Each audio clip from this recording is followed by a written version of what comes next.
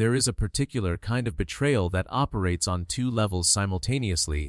The betrayal of a marriage is one wound. The betrayal of a friendship is another. But when both happen at the same time, carried out by the same two people, the person you sleep beside and the person you call when everything is falling apart, the damage is not simply doubled.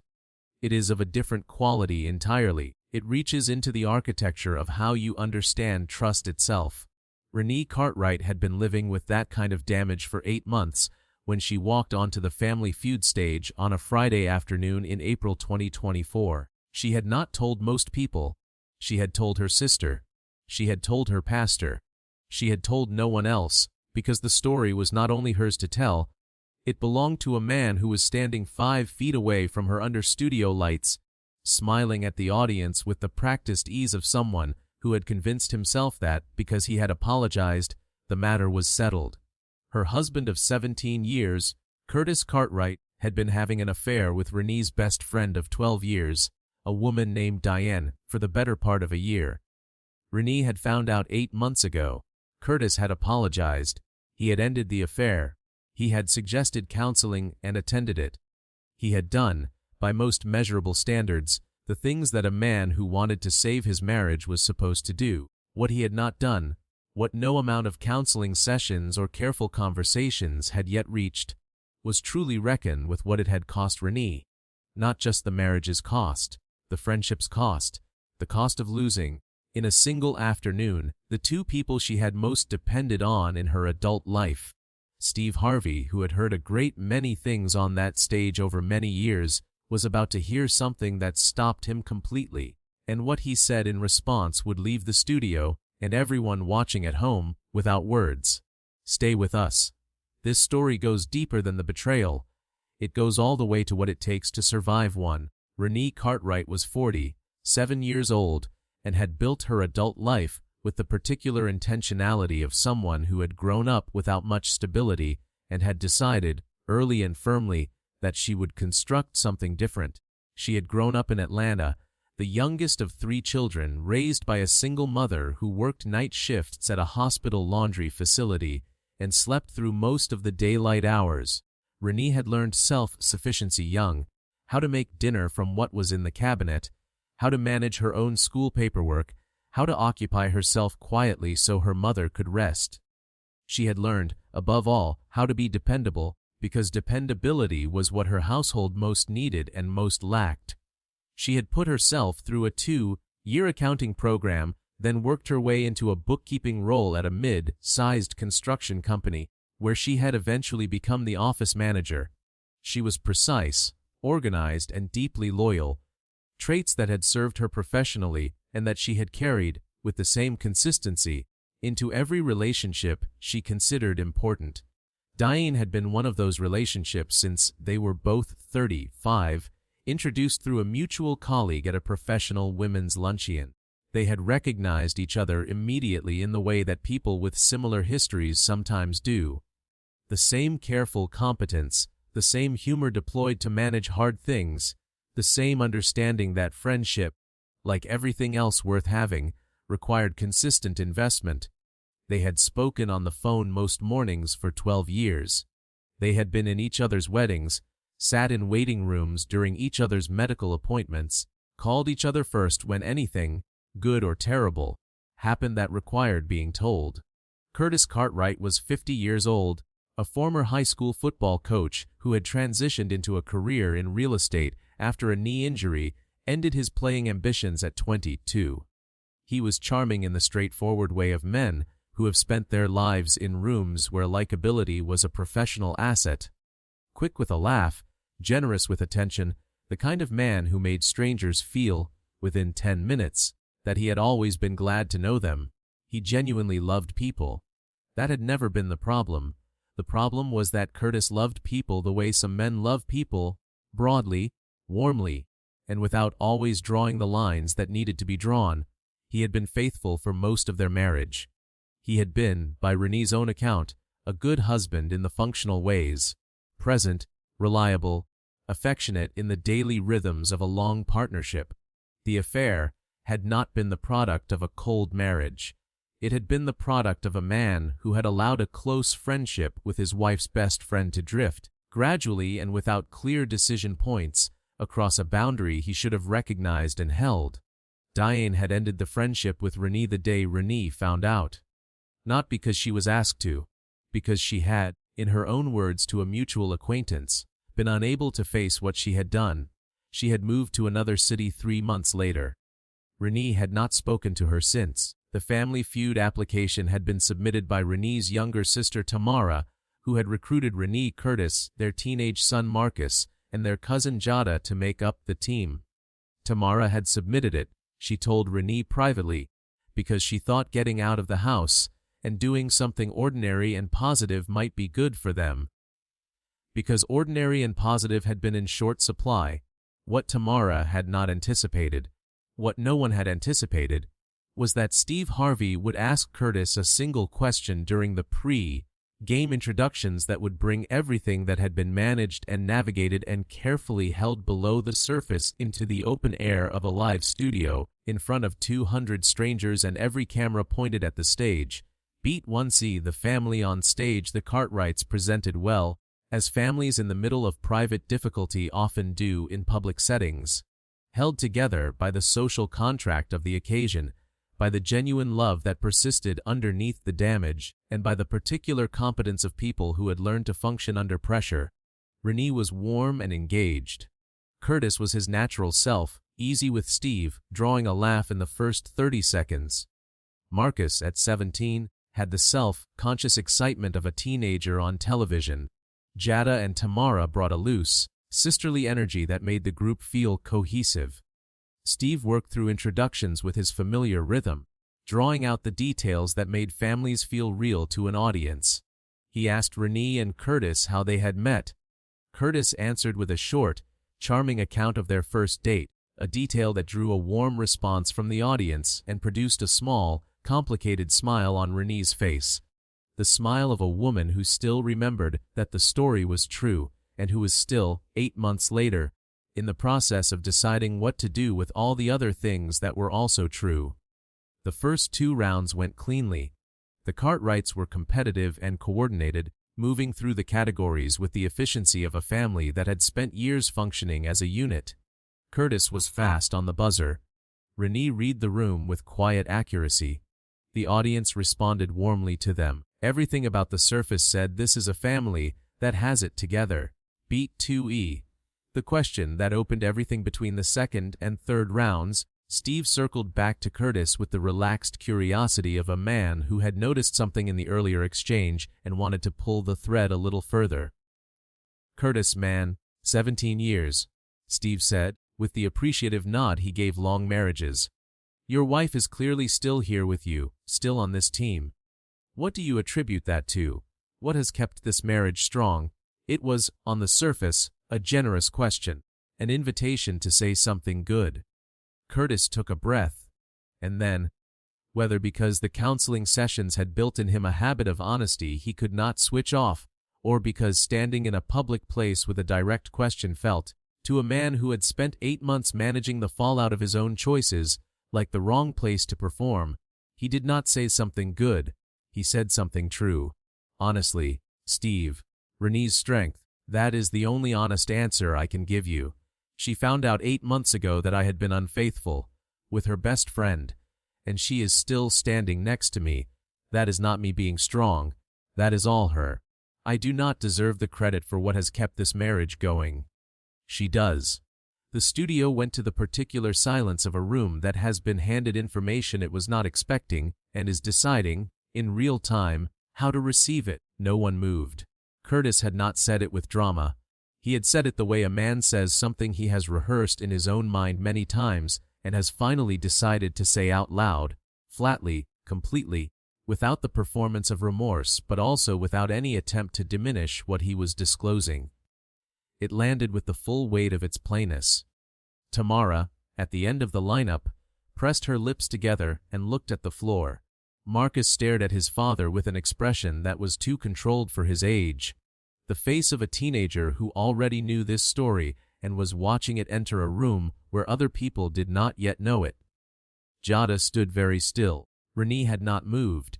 She was looking straight ahead.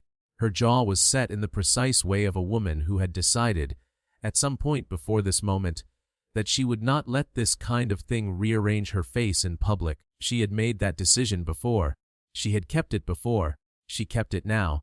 Beat 3. What the room understood. Steve Harvey did not respond immediately. He stood in the specific stillness of a man whose instinct was to speak, but whose judgment was telling him to wait, to let the weight of what had just been said occupy the room fully before anything else was introduced into it.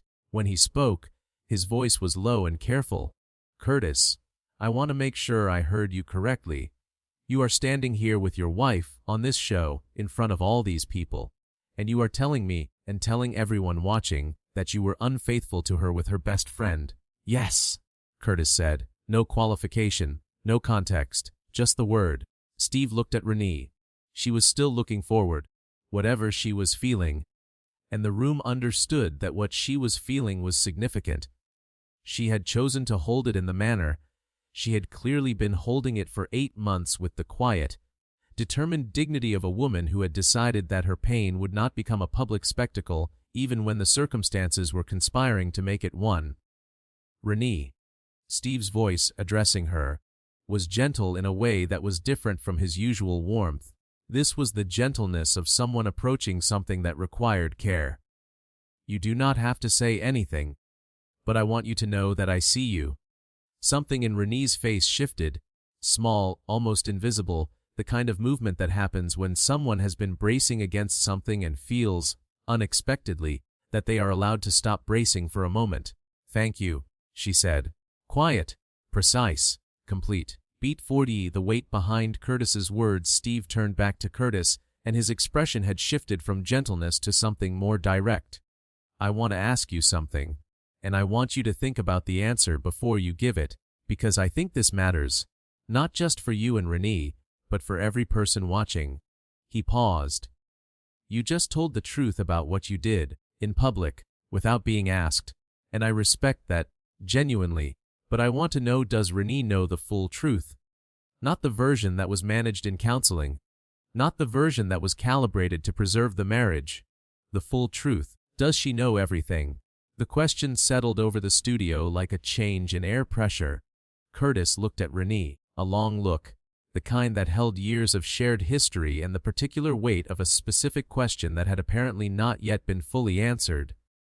When he looked back at Steve, his jaw was set. "No," he said, "there are things I have not told her because I was afraid of what telling them would cost." Steve nodded slowly. He did not react with theatrics. He simply acknowledged it with the gravity it deserved. "Then here is what I want to say to you, Curtis, and I am saying this as a man who has had to reckon with his own failures in relationships, so understand this is not judgment, it is experience." Beat 50. Renee's voice. Before Steve could continue, Renee spoke. She had been quiet through the entire exchange, processing, measuring, deciding. When she spoke, it was not loudly, and it was not with the tremor of suppressed emotion. It was with the clarity of someone who had been given an unexpected opening and had chosen, in real time, to walk through it. "I want to say something," she said. Steve immediately turned to her and gave her the full attention of the room. "I came here today because my sister asked me to, and because I thought it might be good for us to do something normal. Something that was not about this." She paused. "But I think what Curtis just said, and what you just asked him, I think that might be more useful than anything normal." She turned for the first time to look directly at Curtis. "You apologized for what you did, and I have been trying to accept that apology for 8 months. But what I have been struggling with, what no session has been able to reach, is that I lost 2 people that day. Not one. I lost my husband's faithfulness, and I lost my closest friend, and the grief of those 2 things together is different from the grief of either one alone. I needed you to understand that. Both of those losses live in the same place, and they are not the same shape." She looked back at Steve. "I am still in my marriage because I chose to be, not because I had to be. I chose it every day for 8 months, and I will choose it again tomorrow or I will not, but I needed him to understand what he actually took. Not just one thing. 2. The audience was completely still. And then, from somewhere in the middle of that stillness, a sound began. Not the applause of a game show moment, but the slower, fuller response of 200 people who had just heard something that required that kind of acknowledgement. Steve Harvey let the room breathe. He did not rush toward resolution. He stood in the weight of what Renee had said and gave it the space it was owed, because some things collapse when you move too quickly past them. When he spoke, it was first to the audience and the cameras. Not because what he was about to say was for their benefit, but because he understood that it needed to travel beyond the studio walls. What Renee just described, the double loss, that is something that does not get talked about enough. When infidelity happens with someone close to you, to your circle, to your trust, the wound is not just in the marriage, it is in your ability to trust your own judgment. You look back at 12 years of friendship and you ask yourself what was real, which conversations mattered. When she held my hand at my mother's funeral, what was that? That question, that revisiting of everything, that is its own kind of grief, and it does not have a name that people know. He turned to Curtis. His voice was not harsh. It was the voice of a man delivering something necessary. Curtis, you said there are things you have not told Renee because you were afraid of what it would cost. I understand that fear. Believe me, I have been that man, but I want you to hear what I am about to say as clearly as I know how to say it. He paused. The things you are holding back are not protecting her. They are protecting you, and every day you hold them, you are asking her to rebuild something on a foundation that is not yet fully honest.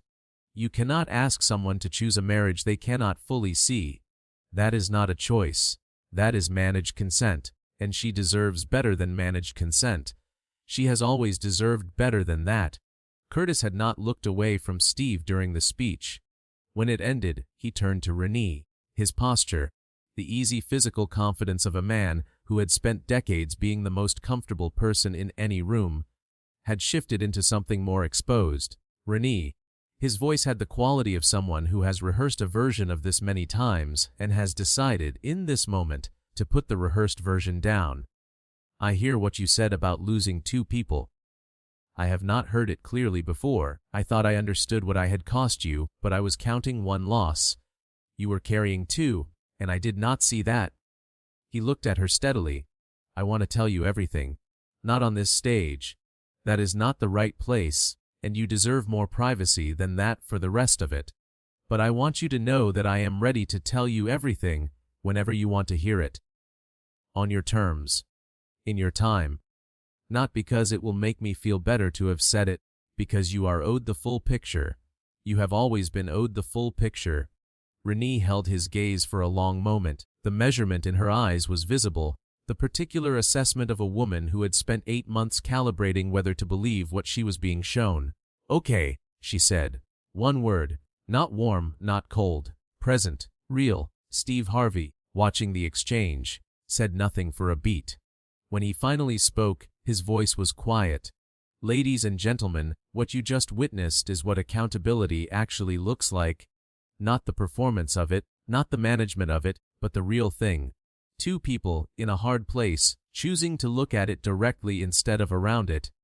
That takes more courage than most people give it credit for, and it always starts, with someone telling the truth about what they actually took. He looked at Renee specifically. You named something today that needed a name. The double loss. I want every person watching who has been through something like this to hear Renee's words again. 2 losses, not 1. Both real. Both requiring grief. Both requiring acknowledgement. You are allowed to grieve both. Do not let anyone, including yourself, minimize the friendship because the marriage was also broken. Both of those things happened to you. Both of them matter. The phrase that traveled the episode aired on a Tuesday. By Wednesday afternoon, 2 things had separated from the clip and were circulating independently across social media.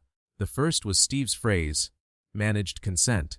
It was quoted, analyzed, and shared by relationship therapists, marriage counselors, and commentators on trust and transparency in partnerships. The observation that asking someone to rebuild a relationship on incomplete information was not giving them a genuine choice. The phrase was precise in a way that resonated far beyond the specific context that had produced it, and it entered a broader conversation about honesty in long-term relationships with notable speed. The second was Renee's phrase, the double loss. This traveled in quieter spaces, in private messages, in support groups, in the comment sections of posts about infidelity and betrayal. Women who had been through the particular experience of losing a close friend and a spouse simultaneously, or losing a friend through a spouse's actions, recognized in those two words something they had spent a long time trying to articulate. The phrase gave shape to a grief that had not had a widely shared name. For many of the people who shared it, that naming was itself a form of relief. 6 months later, Curtis and Renee, in the follow-up interview conducted 6 months after the episode aired, Curtis and Renee appeared together, a detail that carried its own information before either of them spoke. They had remained in marriage counseling. They had, in the weeks following the episode, had the full conversation that Curtis had committed to on stage, the one that told Renee everything that had been held back. Renee described it as the hardest conversation of her marriage, and, paradoxically, the first one in 8 months that had felt completely real. "I needed to know the whole shape of it," she said in the interview. "Not because knowing made it hurt less. It did not. But because I could not make a genuine decision about my own marriage based on partial information. Once I had the full picture, once I was not being managed, I could actually choose. And I chose to stay. That is my choice, made with full information. It is different from what I had before." Curtis spoke about the period after the episode with a directness that his counselor, contacted separately, confirmed represented a genuine shift from the man who had first entered the practice 8 months prior. "I understood abstractly that I had done serious damage," he said, "but I had been so focused on the process of repairing it, on doing the steps, attending the sessions, saying the right things, that I had not fully stopped to understand what I had taken." Renee naming the double loss on that stage was the first time I genuinely felt the full weight of it. Not the guilt. I had plenty of guilt. The understanding. Those are different things. Marcus and the weight a child carries. Of all the members of the Cartwright family, 17-year-old Marcus had been the quietest throughout the episode and in its immediate aftermath. In a brief statement his parents permitted the producers to share, he said that he had known about the affair for 4 of the 8 months since it was discovered. His mother had told him because he was old enough and because she had believed he deserved honesty about why the atmosphere in the house had changed. He had carried it, he said, with the particular heaviness of a teenager who has been trusted with adult information and has no adult framework in which to process it. What the episode had done for him, he said, was give the thing a public acknowledgement that had made it feel less like a secret he was responsible for containing. "It was out," he said simply. "It existed in a room that was not just our house. And somehow that made it lighter. Not lighter because it was less serious. Lighter because it was real in a way that other people could see." He said one more thing that the producers included in the follow-up segment because it stayed with everyone who heard it. "My mom is the strongest person I know. Not because she did not break. I saw her break plenty of times in those 8 months when she thought I was not watching. She is strong because she broke and kept going anyway. I want to be that kind of strong." Steve Harvey, on naming what has no name, asked in a subsequent interview what had struck him most about the exchange with the Cartwright family. Steve Harvey did not immediately reference Curtis's confession or the subsequent conversation. He referenced Renee's phrase, "the double loss." He said, "I had not heard it described that way before. And the moment she said it, I understood exactly what she meant. Not because I have been through that specific experience, but because I know what it is to lose something that did not have a name until someone named it. And I know that the naming is part of the healing. You cannot grieve something properly until you can say what it is." He continued. Renee Cartwright came onto that stage carrying 2 griefs that had been treated, by everyone including herself, as one, and in about 30 seconds, she separated them. She gave them their own space. That is not a small thing. That is one of the most honest things I have seen a person do on this stage, And I have seen a great deal on this stage." He paused before adding, "What I said to Curtis about managed consent, about holding information back, that is something I needed to say out loud. Not for him specifically, for every person in a marriage who tells themselves that partial honesty is protection. It is not. It is control dressed as kindness. And the person on the receiving end deserves better than that, always." 1 year later, on the first anniversary of the episode's air date, Renee posted a short piece of writing on her personal social media. Not a photograph, not a caption, but a paragraph, written in the careful, precise voice of a woman who had thought seriously about every word. "1 year ago I said something on television that I had not yet been able to say at home, that I lost 2 people that day, not 1. Saying it in that room, to that audience, with that microphone, it changed something. Not because the loss became smaller, because it became acknowledged. I have spent this year grieving both losses properly, separately, without apology. I am still married. I am still standing. I am not the same woman who walked onto that stage, and I do not want to be." She was carrying too much alone. This version puts things down when they need to be put down and picks up only what she chooses. That, more than anything else, is what this year gave me. The post was shared over 400,000 times. Curtis commented beneath it, "She has always known exactly what to say. I am learning to deserve that." Steve Harvey, who had been tagged by several followers, replied with one sentence, "Renee Cartwright, the double loss. I will not forget those words."